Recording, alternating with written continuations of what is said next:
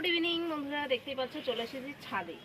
আর ছাদে এসে এখন হচ্ছে গিয়ে গাছ থেকে পেয়ারা তুলবো। পেয়ারা কাটছে, আমার গাছের ডাল ভেঙে না, তাহলে এত বড় পেয়ারা দেখো। চলো এটাকে ধুয়ে দিই। আমরা গাছের পেয়ারা খাচ্ছি আর ওইদিকে হচ্ছে দেখছে কি দেব।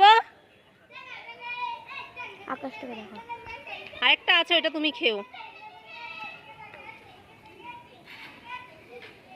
ও বিকেলের এরকম দৃশ্য দারুণ লাগছে, দারুণ।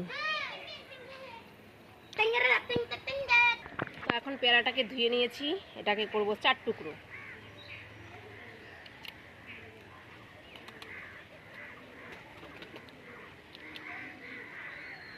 আগে আমরা ছোটবেলায় কি করতাম, গাছে উঠে পেয়ারা খেতাম, আর এখন নিজের বাড়ি দাঁড়িয়েই পারা যায়। নিজের বাড়ির ছাদে, নিজের বাড়ির ছাদে পেয়ারা, তা আবার ছোট না। এটা তুমি একটা নিও, পিকুদাকে একটা দিও, আর ওদের দিয়ে চলে আর একটা কাকিমাকে দিও, এটা দিও, আমি এটা খাই। কাকিমা আমাদের ছাদ থেকে একটা জিনিস দেখা যায়, চলো সেটাও তোমাদের সাথে একবার দেখিয়ে দিই। ওখানে দেখতেই পাচ্ছ ড্রাগন ফল গাছ হয়েছে কত, দেখতে পাচ্ছ, ওটা হচ্ছে পাশের বাড়ির কাকিমাদের গাছ ছাদে। তো চলো, পেয়ারা খাওয়া তো কমপ্লিট হয়ে গেছে। তো গাছ থেকে একটা গোলাপ তুলে নিয়েছি, দেখেছো গোলাপটার সাইজটা কত বড়। তো আমার না সত্যি কথা বলতে মাথায় ফুল গুজে ফটো তুলতে বলো, ভিডিও করতে বলো, আমার খুব ভালো লাগে।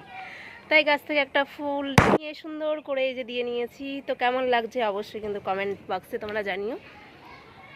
তো বিকেলের আজকে ওয়েদারটা সত্যি খুব সুন্দর, বেশ ভালোই লাগছে।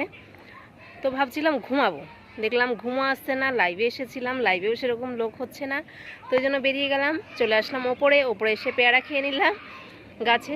কারণ আমাদের ঘরে পেয়ারাটা সবসময় থাকে, যেহেতু আজকে আনা হয়নি, তো ভাবলাম যাই, মুখটা হচ্ছে চুপচুপ চুপচুপ করছে, তাই গাছ থেকে একটা পেয়ারা তুলে সবাই মিলে 4 জন মিলে খেয়ে নিলাম।